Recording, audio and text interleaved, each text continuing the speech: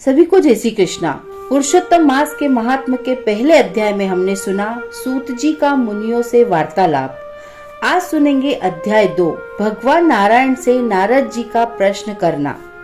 ऋषि सूत जी से बोले, हे सूत जी, अन्य विषय की बातों को त्याग कर भगवान कृष्ण के प्रसाद से उनके मुख से जो आपने सुना है वह अपूर्व विषय है। हे सूत जी, आप हम लोगों से कहिए, संसार में जिससे परे कोई सार नहीं है, ऐसी मन को प्रसन्न करने वाली और जो सुधा से भी अधिक हितकर है, ऐसी पुण्य कथा हम लोगों को सुनाइए। सूत जी बोले, विलोम से उत्पन्न होने पर भी मैं धन्य हूँ, जो श्रेष्ठ पुरुष भी आप लोग मुझसे पूछ रहे हैं। भगवान व्यास के मुख से जो मैंने सुना है वह मैं कहता हूँ। एक समय नारद मुनि नर नारायण के आश्रम में गए, जो आश्रम बहुत से तपस्वियों, सिद्धों तथा देवताओं से भी युक्त थे और बेर, बहेड़ा, आंवला, बेल, आम, केथ, जामुन, कदम्ब आदि और भी अनेक वृक्षों से सुशोभित है। भगवान विष्णु के चरणों से निकली हुई पवित्र गंगा और अलकनंदा भी जहाँ बह रही है, ऐसे नर नारायण के स्थान में श्री नारद मुनि ने जाकर उन पर ब्रह्म नारायण को, जिनका मन सदा चिंतन में लगा रहता है, जिसके जितेंद्रिय काम क्रोध आदि छहों शत्रुओं को जीते हुए हैं, अत्यंत प्रभा जिनके शरीर से चमक रही है, ऐसे देवताओं के भी देव तपस्वी नारायण को साष्टांग दंडवत प्रणाम कर और हाथ जोड़कर नारद उस मुनि व्यापक प्रभु की स्तुति करने लगे। नारद जी बोले, हे देवादिदेव, हे जगन्नाथ, हे कृपा सागर, आप सत्यव्रत हो, त्रिसत्य हो, सत्य आत्मा हो और सत्य संभव हो। आपको मेरा बारंबार नमस्कार है। मैं आपकी शरण में आया हूँ। आपका जो तप है वह संपूर्ण प्राणियों की शिक्षा के लिए और मर्यादा की स्थापना के लिए है। यदि आप तपस्या न करें तो जैसे कलयुग में एक के पाप करने से सारी पृथ्वी डूबती है, वैसे ही एक के पुण्य करने से सारी पृथ्वी तरती है। इसमें तनिक भी संशय नहीं है। पहले सतयुग आदि में जैसे एक पाप करता था तो सभी पापी हो जाते थे, ऐसी स्थिति हटाकर कलयुग में केवल कर्ता ही पापों में लिप्त होता है। यह आपके तप की स्थिति है।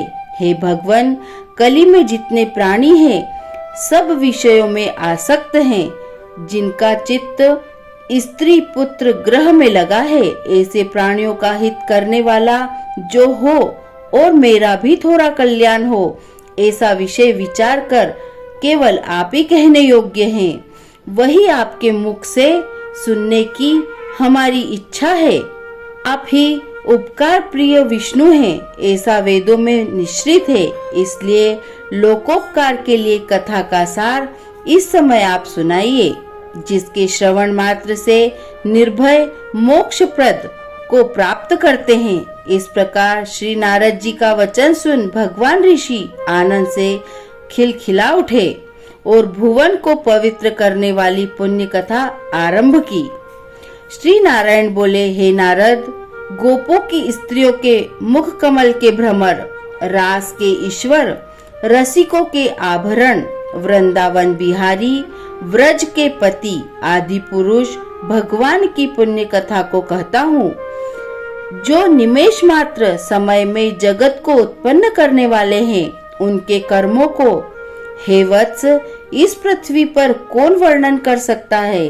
हे नारद मुने, आप भी भगवान के चरित्र का सरस सार जानते हैं और यह तो जानते ही हैं कि भगवत चरित्र वाणी द्वारा नहीं कहा जा सकता, तथापि अद्भुत पुरुषोत्तम महात्मा आदर से कहते हैं। यह पुरुषोत्तम महात्मा दरिद्रता और वैधव्य को नाश करने वाला, यश का दाता एवं सत्पुरुष और मोक्ष को देने वाला है। अतः शीघ्र ही इसका प्रयोग करना चाहिए।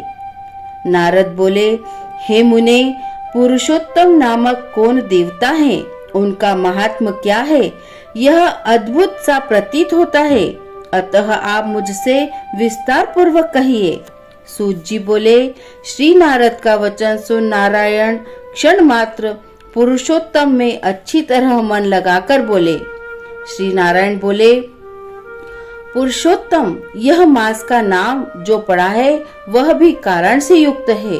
पुरुषोत्तम मास के स्वामी दया सागर पुरुषोत्तम ही है, इसलिए विष्णुगण इसको पुरुषोत्तम मास कहते हैं। पुरुषोत्तम मास के व्रत करने से भगवान पुरुषोत्तम अर्थात विष्णु प्रसन्न होते हैं। नारद जी बोले, चैत्रादि मास जो है वे अपने अपने स्वामी देवताओं से युक्त हैं, ऐसा मैंने सुना है, परंतु उनके बीच में पुरुषोत्तम नाम का मास नहीं सुना है। पुरुषोत्तम मास कौन है और पुरुषोत्तम मास के स्वामी कृपा के निधि पुरुषोत्तम कैसे हुए? हे कृपा निधे, आप मुझसे कहिए, इस मास का स्वरूप विधान के सहित है। हे प्रभु, वह भी कहिए, इस मास में क्या करना, कैसे स्नान करना, क्या दान करना, इस मास का तप, पूजा, उपवास आदि का क्या साधन है, वह भी कहिए। इस मास के विधान से कौन देवता प्रसन्न होते हैं और क्या फल देते हैं, इसके अतिरिक्त और जो कुछ भी तथ्य है वह हे तपोधन मुझसे कहिए।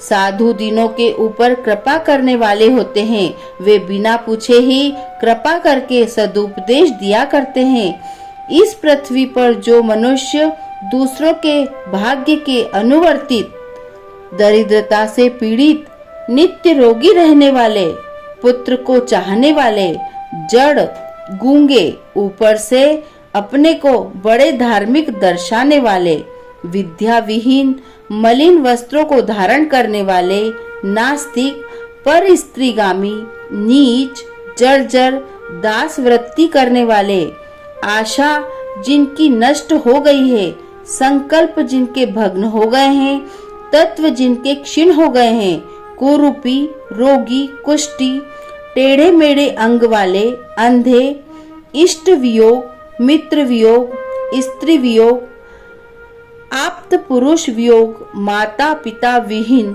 शोक दुख आदि से सूखे गए हैं, जिनके अंग अपनी इष्ट वस्तु से रहित उत्पन्न हुआ करते हैं, किस अनुष्ठान के करने और सुनने से पुनः उत्पन्न न हो, हे प्रभु ऐसा प्रयोग हमको सुनाइए।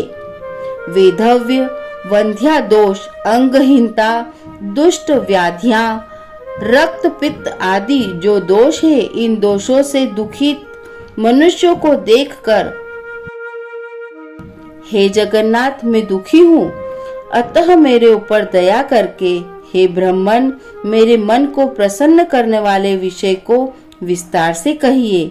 हे प्रभु आप सर्वज्ञ है, समस्त तत्वों के आयतन है। सूत जी बोले, इस प्रकार नारद के परोपकारी मधुर वचनों को सुनकर देवादिदेव नारायण चंद्रमा की तरह शांत महामुनि नारद से नए मेघ के समान गंभीर वचन बोले। इति श्री पुरुषोत्तम मास महात्म्ये द्वितीय अध्यायः। बोलो विष्णु भगवान की जय। आपको अधिक मास महात्म अध्याय 2 सुनकर कैसा लगा, आप अपने कमेंट के द्वारा हमें अवश्य ही बताएं। यह कथा पसंद आने पर लाइक और शेयर जरूर करें। ऐसे ही और धार्मिक कथाएं सुनने के लिए हमारे चैनल संस्कार कथा चित्रण को सब्सक्राइब करें, ताकि हमारा अगला वीडियो आप तक पहुंच सके। धन्यवाद।